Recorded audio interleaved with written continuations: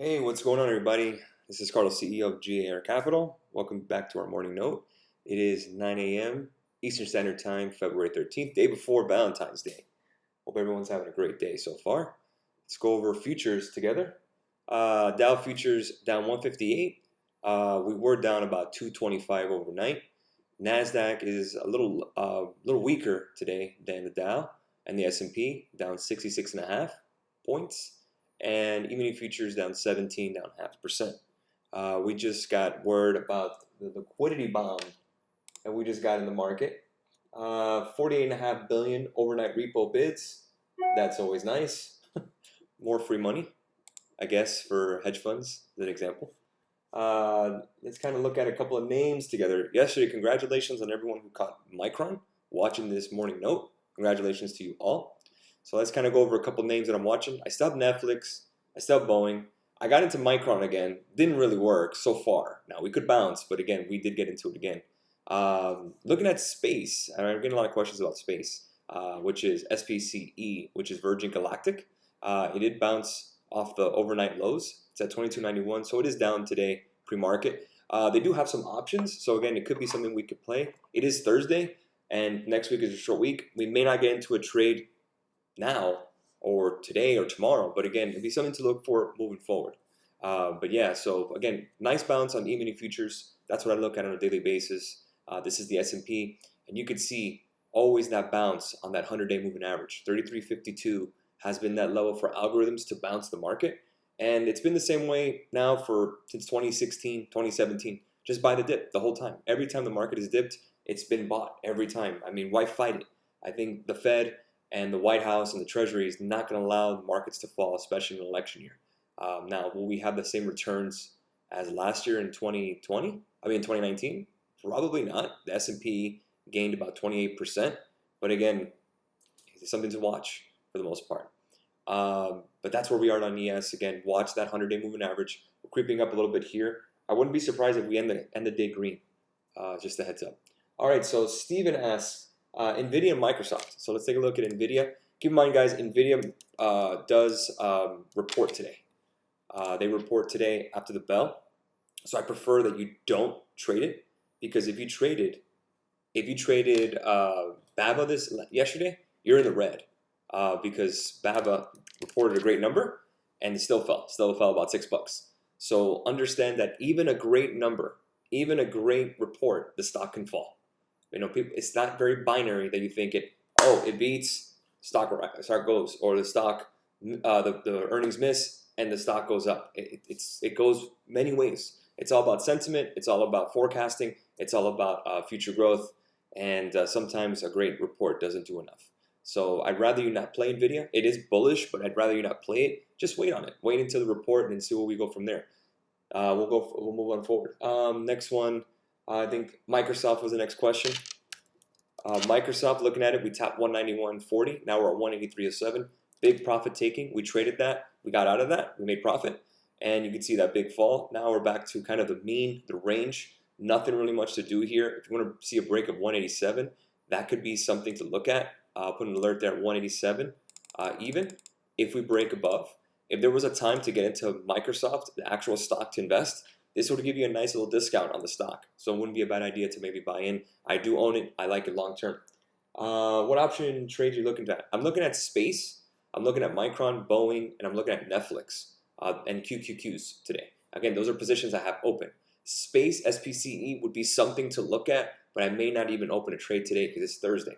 And next week is a short week. So again, may not even trade anything today. Q says 1 million volume. Does that mean it's looking good? 1 million volume is just how many shares are traded. That doesn't mean anything.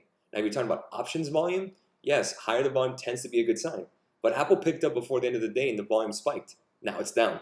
So again, don't base everything just on options. Look at the charts and then the options, the volume too. That works hand in hand. So remember, your charts are going to get you the path to where you want to go. Options are kind of like your fuel and the gas in the gas tank. Carlos, what's up, brother? Good morning. PC, what's up? Good morning. What are your thoughts on the Tesla share announcement? So my thoughts on that is that, remember, when you add more supply to something and the demand's the same, the price is going to go down. So what Tesla's doing is offering more shares because the pure price is higher in order to finance their books or to bring more cash flow. I actually applaud this. I think it's not a bad idea. I think, hey, it's kind of like when you're making some more money in the bank and you actually have some business or your business capital and you want to borrow some money. That's fine. I mean, if they're going to invest more into their batteries, if they're going to invest more into their streamlining their manufacturing and investing in the company, I'm all for it. And I think that's what Elon and Tesla is going to do. So they're borrowing money by not borrowing money in a sense with bonds. They're just doing share offering. So I prefer that because, yeah, sure, the stock will take a little bit of a hit. This could be a time to get in my opinion, to add maybe a couple more shares. I think we get a little more of a slide, but I still think 1,000 is in play for 2020. Thoughts on Netflix? Netflix on it. We had a nice spike pre-market, and then it kind of got eaten up. We're at 376.84. We did tap 379.23. I still think that Netflix is still a good stock. I still think by this week we should be able to get it. I think I have the 385 calls right now. I am red on it currently, and I think I'll be red in the morning at the open. But 380.62 is that high. We need to break that level. That seems to be that resistance. If we break that today, if we get a nice bounce in the market, buy the dip comes in, then 385 should come. Sweet. How do you look at volume for options rather than stock volume? Easy. You're going to go to trade, and it's right here. You want to click on layout, volume. It should be on any of your brokers, guys. Never mind. It says Udemy. I'm in the process of watching that. Yeah, there you go, Elias. The Udemy course teaches you all that, man. I go over the volume stuff. So I want to thank all the viewers watching this today. 39 viewers. Thank you so much for watching. Really appreciate that. Let's see what else we're looking at. So let's look at Tesla together. I know you guys were asking about it. That seems to be the soup of the day. Everyone loves them some Tesla. And it's really down about, what, $23? $23 today, pre-market? I mean, is that the end of the world? Not really. Am I looking to buy more? No, I'm up at my stock holdings currently. I think I bought at 636, so I'm still good. Not looking to buy any more here. Good morning, Carlos. Could you go over MU second entry? Yeah, absolutely. So we tapped here that wick. Well, obviously it was boosting up 61.19. We got it right above 61. Now, obviously it fell right after that. So it looks like profit taking. But you could see here, we did break this level of 60.82, which was that number I wanted. We broke above that. So I looked like a new break of that resistance. And then we just fell. That's just the reality of things. Sometimes it just reverses on you. But this is exactly that point, the apex point that I wanted to break. See this resistance here? And it reversed on us. Nothing you could do. The charting was there, just reversed. Good morning, bro. You're like a beast. Rapid fire IG questions. I love it, like a game show. Well, obviously, we're trying to answer as many questions as I can. Sometimes it's very repetitive, but what can you do? I understand that questions come fast. Imagine the answers. Sometimes your things you think may get missed. So I try to answer everybody. I'll do that more often. Do some more rapid fire. I know it helps. So I just hope I don't speak too fast. But yeah. But in regards to Micron, man, yeah, you can see this break of this resistance. We broke above it, and then it just fell. I mean, I guess it was just profit taking at this level. NVIDIA does report today. So if NVIDIA does very well, remember, everything kind of moves in sectors. If NVIDIA does well and they really crush it, then AMD and Micron could soar too. AMAT, Applied Materials, had a really great number. So I'm assuming that NVIDIA should have a great number too, and then it should boost Micron. So I'm holding on to that second position of Micron. If it loses, it loses. What can you do? Again, 1 to 4% as always. I basically would break even with my other Micron play that I had yesterday. So no harm, no foul. You win some, you lose some. AMAT, I really don't trade, but again, it's part of the semiconductors world. And they did beat. They did soar to 67.68, dropped a little bit, and now we're at 67.06. It did beat, so that should be doing well for the semiconductors, like I was saying. So I'm still holding to my Micron calls. Alicia asked, do you think the new coronavirus is going to affect the market today? Or we're looking at GLD, if it does fall a bit. Well, keep in mind, every time we've had these kind of corona headlines, the market. It happened once where we got GLD over the weekend, but then we tried it again over Super Bowl weekend. It didn't work, but what was good is that the market soared, and GLD was our only loss. So again, it's all about reaction. And again, I talked about the ES mini futures here. You could see these nice bounces off that 100-day moving average, and I still think that the markets are going to bounce. This liquidity from the Fed is going to help the market. I think these corona fears are just headlines, and algorithms just tend to run with it. So don't really base your investment decisions on headlines. Now, if you're talking about trading, I think we stick with what we got, stay a little patient. Let's see what we get in the morning. Again, we've seen these kind of moves where the market is up pre-market 200 points, and then it falls. And the market is down 100 points, and then it rises. So it really depends. I know I can't predict the future. I wish I could, but again, that's why we just ride the wave. That's basically the main thing. Good question. I like GLD though. GLD is up slightly, gold futures, but again, runs very slow and the premiums can get crushed. So let's keep that in mind. All right, any other questions, guys?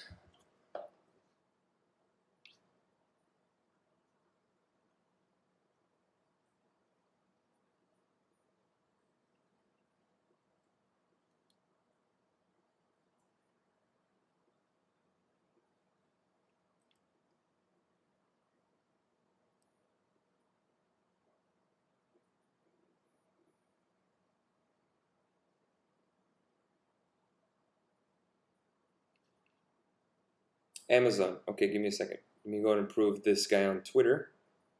Let me see. Oh, come on. Give me a second. Let me just prove our new basic member on Twitter.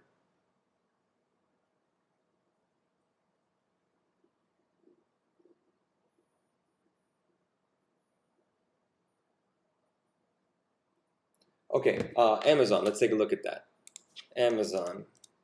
Looking at Amazon here, looks like it's coming back. Again, keep in mind that it does move with the market sometimes. We did tap that new all-time high of 21.85, and now we're back to the 50-day moving average of 21.45 currently.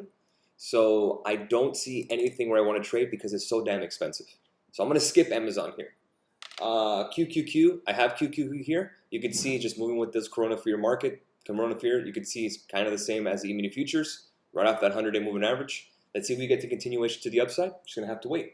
Fed repos are a good thing for the market, right? Absolutely. Everything just kind of pushes in a sense of more liquidity into the market that gives more confidence to the market where people can borrow. So again, it pushes more risk assets like stocks up. Marcos, do you ever do a contingency why closing everything out, or does that expire as usual? It really depends. If we start seeing some real breakup trend, yes, we do close, of course. We closed Facebook yesterday, and that was just took an L. But sometimes patience is the key. I mean, there's always contingencies for everything. But I know it's the way we do things is different from what you're used to. I know everyone's different, used to stop losses and everything. Again, guys, if you watch the Udemy course, I talk about this a lot. You gotta just stick with the plan. Even when it doesn't work, guys, you're not gonna go 100% on everything. It's just the reality of the world. Now, again, you still have to stick to your plan. If you change the plan every single time something changes, then you didn't have a plan. You're just reacting to every single thing, and you're lighting your hair on fire. Don't do that. It's not. That's first of all, it's not sustainable. So you just got to stick with the plan. BBVY. Oh, BBVY has been a stock that's been getting crushed. Bed Bath & Beyond, horrendous guidance, and you could see here just a complete drop. I wouldn't be surprised if they filed for bankruptcy one day. I would not want to be an owner of this stock of BBVY. Just keep that in mind. Apple had a panic bid yesterday at the yesterday before close, and then we fell obviously with the coronavirus. They're a big part of China. We know that with their stuff going on. But I still like the stock long term. We just don't own any calls or anything at all. So just rocking with it.